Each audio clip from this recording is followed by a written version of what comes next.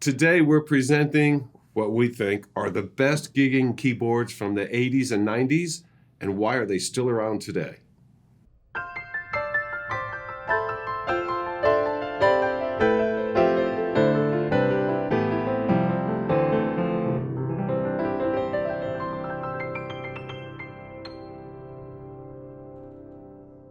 Hi, this is Ted Barsley with Alamo Piano Galleries. And I'm Roland and Ted with the Alamo Music Sound Lab.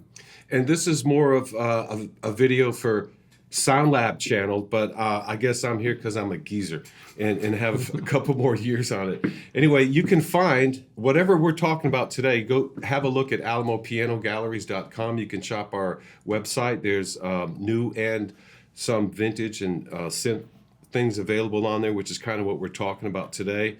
But really what started this topic today was I had asked Roland, when was the first time that you remember a keyboard guy going to a gig with a full ensemble band and showing up with one keyboard? That's been the dream. That's been the life for the last 10, 15 years. But in the 70s and 80s, it was tough. It was impossible. Because keyboards had a limited palette. They could only do certain sounds back in those days, right? Well, you got a keyboard because it made that sound. You had a Rhodes, you had a Whirly, you had a acoustic electric, whether it was a Kawai or a Yamaha. Right. And then you also had, if you were really into funk and jazz, you had to have a clavinet. Right. It's kind of like for a guitarist, you had a Stratocaster, Telecaster, Gibson Les Paul, Gibson SG, and you had to take all those guitars to the stage because every one of them did something different.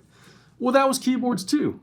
Yeah, it really was. You had to have a keyboard for a sound. But sometime in the mid-'80s, I ran into a keyboard player, and he said, oh, yeah, I was playing Rhodes doing this. They all said they were playing Rhodes.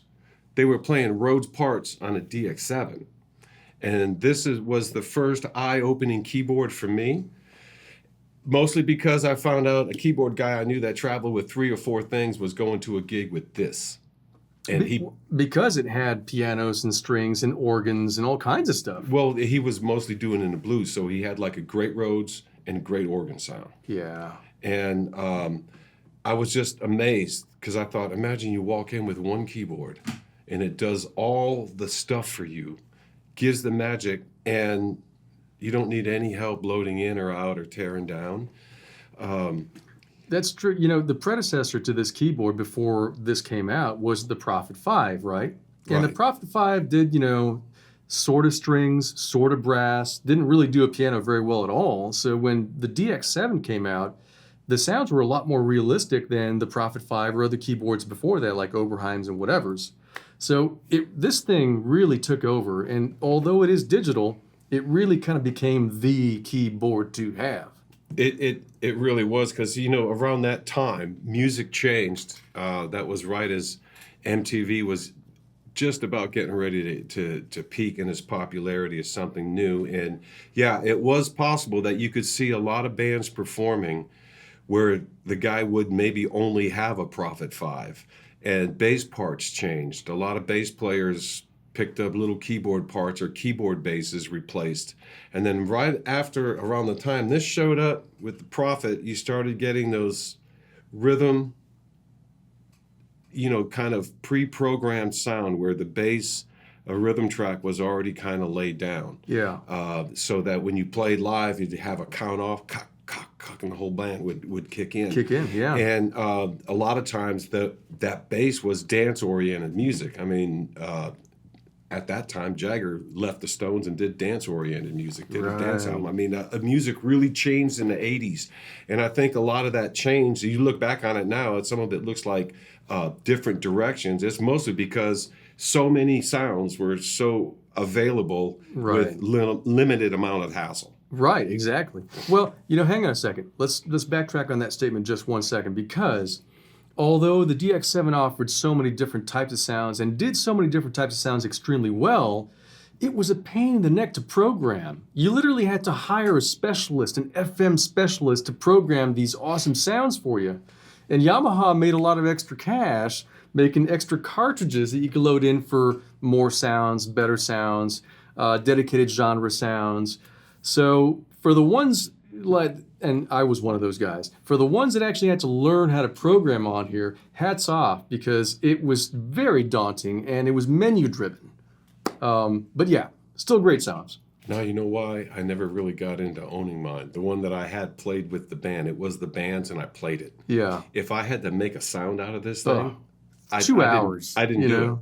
it. I didn't do it, and that's why on the Prophets, they had when the 600 came out, it was MIDI interface. It was Right. one of the first MIDIs, but it also had 99 presets.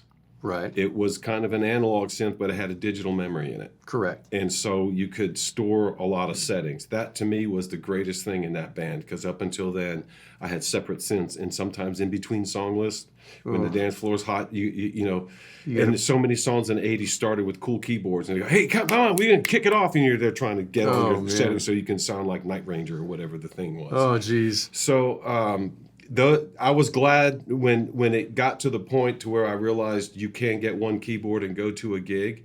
But at the same time, I noticed a lot of players after a while, after that first nostalgia showing up with one thing, they would always kind of have the DX7 maybe on top of a CP70 or one of those Fender Rhodes, the little short ones with 50 some odd 54, keys. yeah. 54, because at least they had some kind of bass like Rhodes, Whirly, or piano sound you could get to.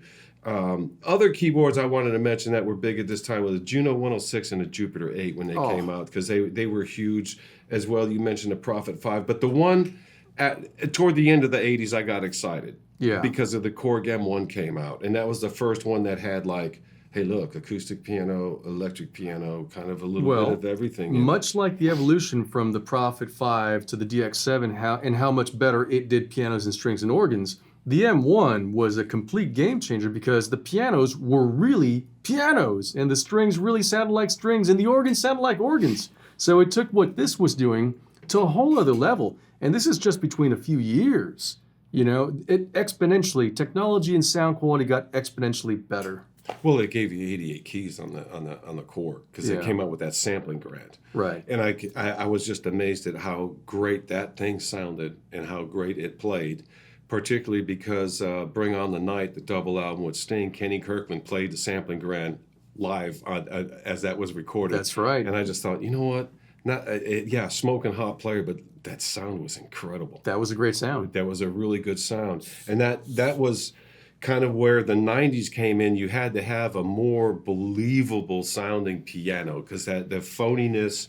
I had at one time before the DX7 a YP40 Yamaha I don't know if you're aware. It was like a tiny looking Clavinova thing before the Clavinova was around. Right. And it was a solid state preloaded, and some of the things sounded a little boxy because they didn't have the and they also had this button, I think it was called Stereo Symphonic. Oh, right. That Yamaha feature. So that it kind of opened it up. It was a phase chorus kind of thing.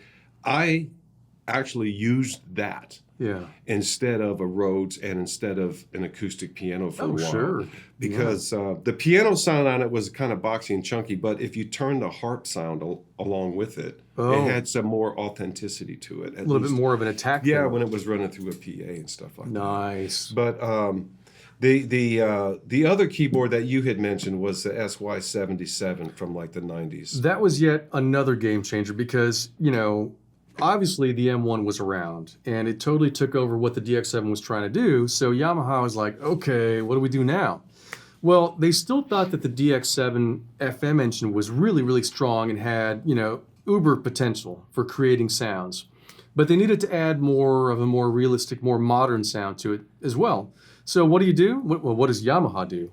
They take one keyboard and they put two engines in it. They put this FM engine inside that SY77, as well as an AWM2 sample playback engine. Sample playback is essentially samples of pianos and strings and organs and choirs and flutes and so on and so on. So now you had one keyboard that can stack the FM thing with a sample playback thing and have a resonant filter. So the SY77 was yet another game changer for a lot of musicians.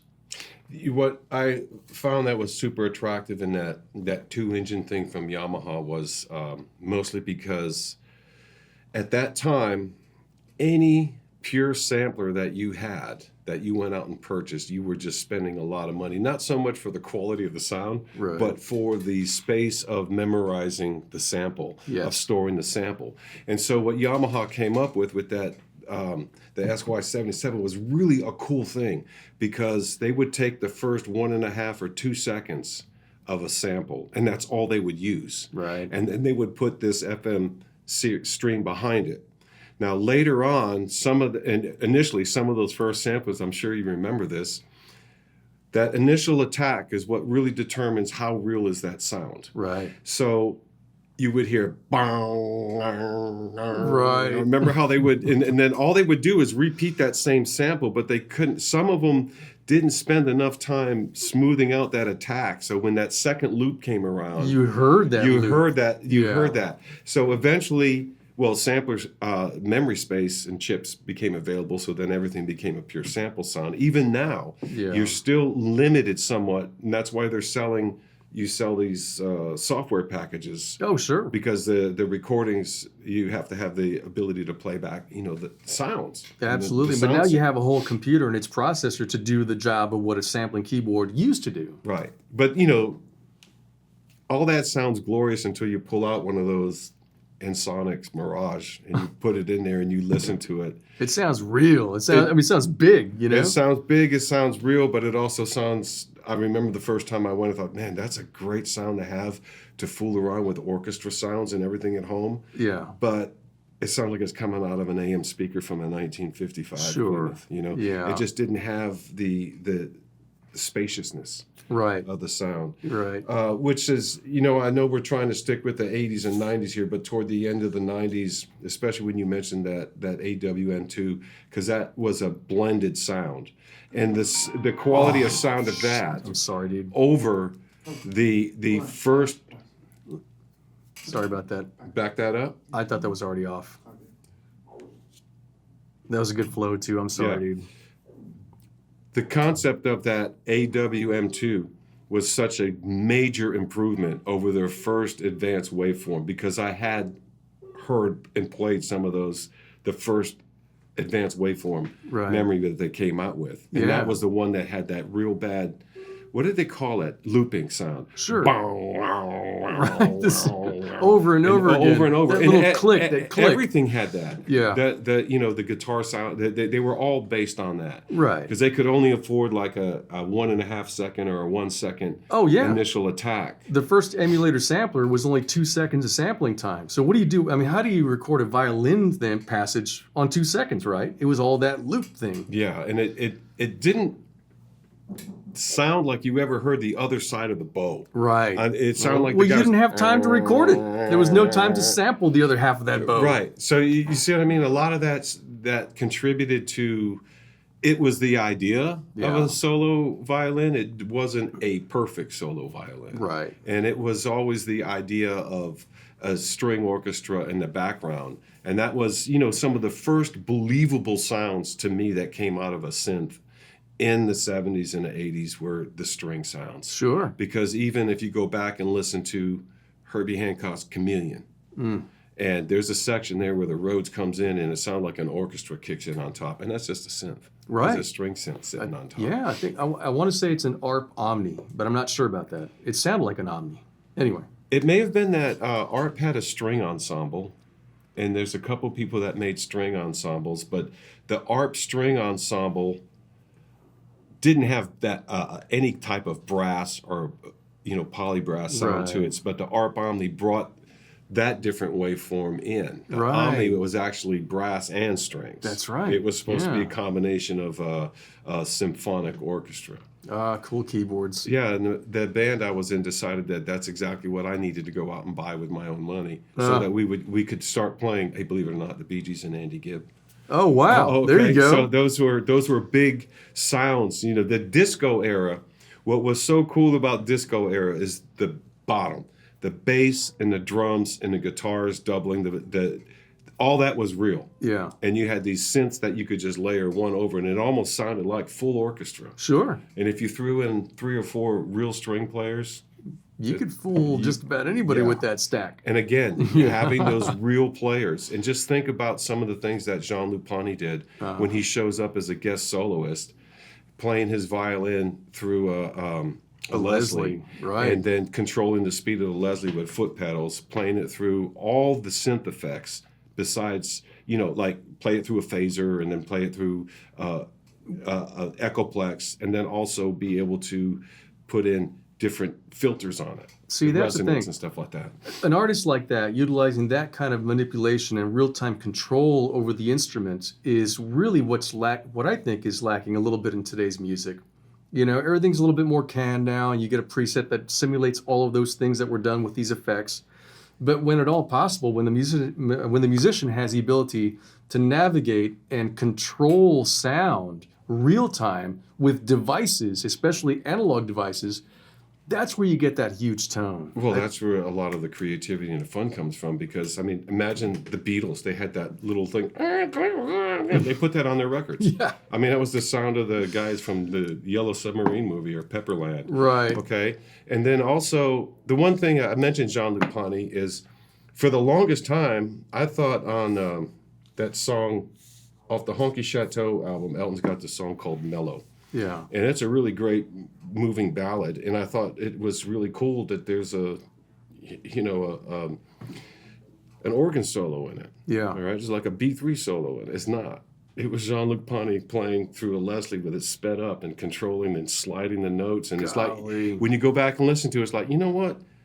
You have to do this on an organ. Yeah. He just slid up on the keys, and it's like, that's what it is. His up glissando sounds a little bit too good for an organ player. That's man, that's and great. that's the only way you could really kind of catch it. That's not an organ. No. That's an electric violin. That's pretty creative.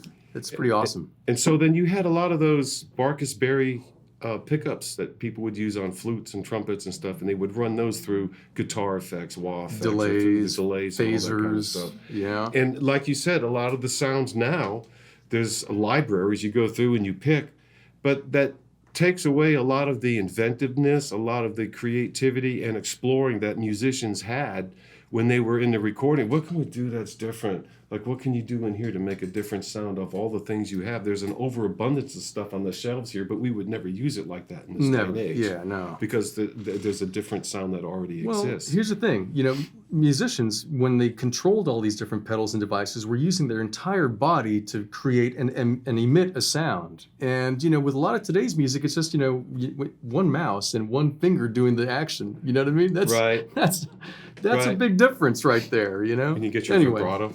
We're going to go in and have a We're listen. not that old, really. It's just, you know, I watched a lot of old guys play when I was younger. How's that sound? There you go. We'll just chalk it up to that. Let's go in and have a listen to some of the synths and keyboards that we're talking about here.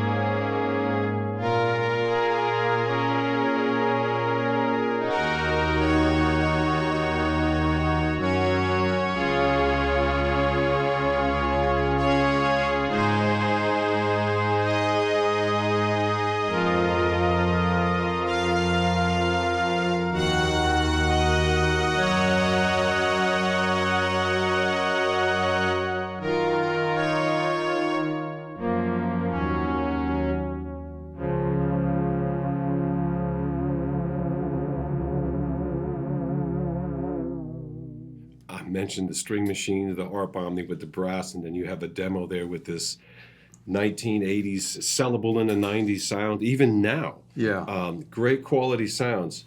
What I started off talking about, this was the one keyboard that I first heard a guy went and did a gig with, and I was just amazed because it didn't even have 88 keys. Yeah. But what's amazing now, and it was to me like 20 years ago, like in the mid 2000s, after the Korg Triton showed up, which was a great keyboard, and I knew guys that gigged with it, but it's like, why would you carry that thing around? Yeah. And then also the Yamaha motifs, they made big versions. It's like, why would you want to carry that around? Then Nord comes up with their, I know the first one they had was the Stage. That was an 05, but they had something in front of that. Well, they had the Stage, they had the Electros. That's it, the the Electros. original was the Nord Lead. The Nord Lead was really just a synthesizer that was meant to emulate Prophets and Oberheims and Roland Junos. It was supposed to be a collection of synths. Yeah, and they ran that series for many years, and it's only at, I guess, I want to say the late 90s, early 2000s, they decided, you know what, we've already kind of conquered the synth thing.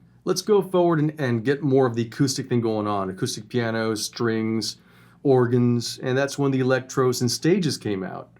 That was the keyboard, I think, was the Target Dream Machine from players from the 70s and 80s. Oh, yeah. The one great keyboard that had good everything on it. And it still had the tactile surface with all the knobs to edit, augment, tweak sounds live, real time. But inside, it was a sample playback engine.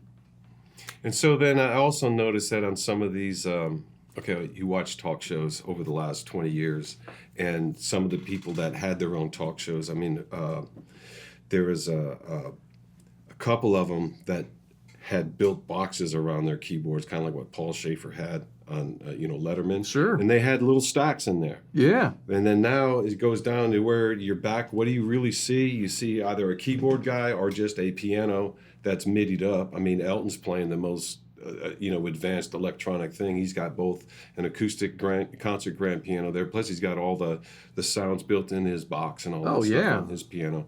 And there's also so many different artists. I remember I was mentioning Bruce Hornsby used an acoustic piano with a keyboard on top, mostly for pads and stuff like that. Correct. And then occasionally he would play a lead on it when his band was in jam mode. Ah. Okay, so he'd get off the piano a little bit and just play that. But it's just fascinating how we've come down to the one keyboard thing. Yeah. And I had mentioned that there's a couple of places I would go and play where all they had wasn't a grand piano or just an acoustic piano, because that's what they want in that environment. Sure. When you go someplace and you're trying to bring that grand piano solo instrument to, you can bring it in ambiance. Right. But when people look over at you, you're just playing a keyboard. Yeah. So it doesn't have, why wear a tuxedo for that? Right. Right? Yeah, no doubt. As a keyboard player, hey, do I have to wear a tuxedo for this? Is the gig worthy of me dressing up? Oh, geez. Will I be behind a grand piano? Am I playing an upright? That means I got to put on a vest and a shirt with one of those. The band. The band on your arm, which I have. So anyway, it's kind of interesting how when you think keyboards and music and reduction of labor force to get there, like I don't want to carry 3 or 4 things. Yeah. And guitar players, they have the same thing. That's kind of why some of the guitars that come out, this is a Model 3 or Model 5 because it's both an electric and acoustic. It does this, it does that.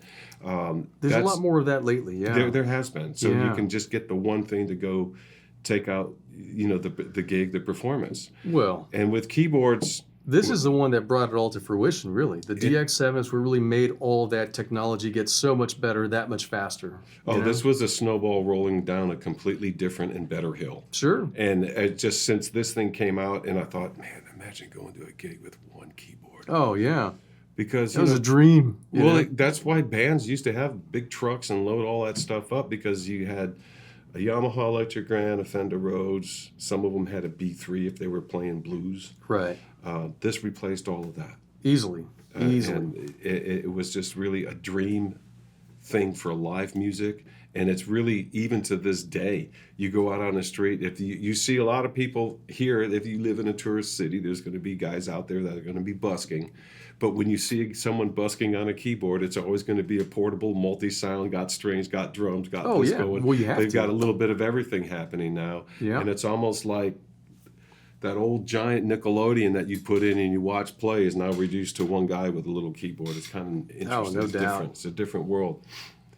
Any other comments you have about bringing one keyboard to a gig? Well, no, I mean, even now, it's still definitely a cool thing to have one keyboard that covers so many bases. But, I would have killed for something like this back before it was even out. I'm just so happy that Yamaha did the technology and continued on with that FM technology throughout decades and decades. They're still making carrying FM that stuff. engines, so that's pretty groundbreaking. That's pretty darn cool. And what I loved about it, the first attraction to me with the DX7 was that it was not a Fender Rhodes. It was just sounded a tad bit better. Yeah, It had more had its clarity. own thing. It had its own bell-like charm. It was a little more bell-like, a little more chime-like, but it was just so much more clear. I'll just say this: there's a couple of David Foster hits that would not be hits had it not been for the DX7. Absolutely. Just Absolutely. saying. And with that, I mean, who's won more Grammys than David Foster? No, not me. This is Ted Barslew with Alamo Piano Galleries. We thank you for your time in this, about a 20-year-old rap. Yeah, no doubt. Roland Pettis, Alamo Music Sound Lab. Thanks for checking it out. We'll see you next time.